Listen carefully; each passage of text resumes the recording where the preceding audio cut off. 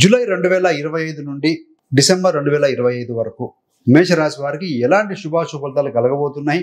వారి యొక్క వృత్తి, విద్య, వ్యాపారం, వైవాహిక జీవితం, ఇన్వెస్ట్మెంట్, ఆరోగ్యం మరియు అప్పులు ఇవన్నీ కూడా చూద్దామండి. చివరిదాకా చూడగలరు. నచ్చితే లైక్ చేయండి, 10 మంది బంధుమిత్రులకు షేర్ చేయగలరు. ఇక్కడ గత 6 నెలలుగా మీకు అద్భుతమైన ఫలితాలు అందుకోలేకపోయారు. ఏమిటయ్యా కారణం? ఏంటంటే వ్యయంలో శని రాహు ఉన్నారు. ఇక్కడ ఏప్రిల్ టు మే 18 మధ్యన ఈ యొక్క శని రాహు కలయిక వ్యయంలో ఉండటం వల్ల అద్భుతమైన ఫలితాలు చూడలేకపోయారు. వ్యయ స్థానంలో ఉండటం వల్ల మే 18 నుండి రాహు రాశి మారాడు, కేతు కూడా రాశి మారాడు, గురుగ్రహం కూడా మే 15 తర్వాత రాశి మారాడు. కాబట్టి మెల్లిమెల్లిగా ఈ యొక్క గ్రహాల యొక్క స్థితిలో మార్పు వల్ల అద్భుతమైన ఫలితాలు చూడబోతున్నారు. ముఖ్యంగా ఏంటంటే ఈ యొక్క జూలై నుండి డిసెంబర్ లోపల మేషరాశి వారికి గణనీయమైన మార్పులు రాబోతున్నాయి. అనుకూలమైన, సానుకూలమైన ఫలితాలు చూడబోతున్నారు. అద్భుతమైన అవకాశాలు కలిసి వస్తాయండి. ముఖ్యంగా ఏంటంటే ఆదాయం చూస్తే 2 నుంచి 3 రెట్లు పెరిగే అవకాశం ఉంటుంది. బాస్తో కావచ్చు, కొలీగ్స్తో కావచ్చు, మీ యొక్క సత్సంబంధాలు మెరుగుపడతాయి, సహోద్యోగులతో మెరుగుపడతాయి ఉంది. అదేవిధంగా సామాజిక దృష్టి కూడా మారుతుంది.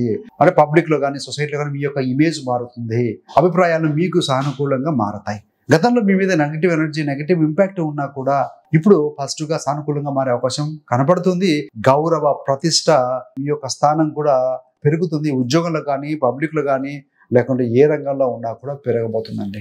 ముఖ్యంగా ఏంటంటే గ్రహాల రీత్యా చూసుకుందాం. శని గ్రహం, గురుగ్రహం, రవి, ఈ యొక్క శుక్ర, కుజ, రాహుకేతు, ఇలా గ్రహాల వారీగా ఈ 6 నెలల ఎలాంటి అద్భుతాలు చూడబోతున్నారో చూద్దాం.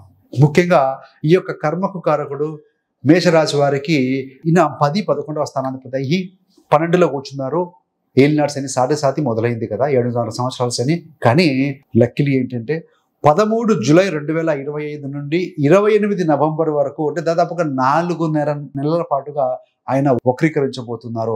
వక్రీకరించినట్టే ఈ యొక్క సారావళి కావచ్చు, లేదంటే కళ్యాణ వర్మ, ఈ యొక్క ప్రాచీన గంధాల రీత్యా వక్రీకరించినటువంటి అశుభ గ్రహాలు మంచి ఫలితాన్ని ఇస్తాయి. ఎందుకంటే 12లో వక్రీకరిస్తే 11వ స్థానాన్ని టచ్ చేస్తారు. కాబట్టి 11వ స్థానం అంటే లాభస్థానం. 10వ స్థానాధిపతి ఉద్యోగ స్థానాధిపతి అయ్యి 11లో టచ్ చేస్తున్నారు. కాబట్టి ఉద్యోగం ద్వారా లాభం, జాబ్ చేంజ్ కానీ, అదేవిధంగా స్థల మార్పు కానీ ఉంటుంది. ప్రమోషన్ కూడా వచ్చే అవకాశం ఉంటుంది. విదేశీ ప్రయాణాలు చేస్తారు, ఆదాయ మార్గాలు పెరుగుతాయి.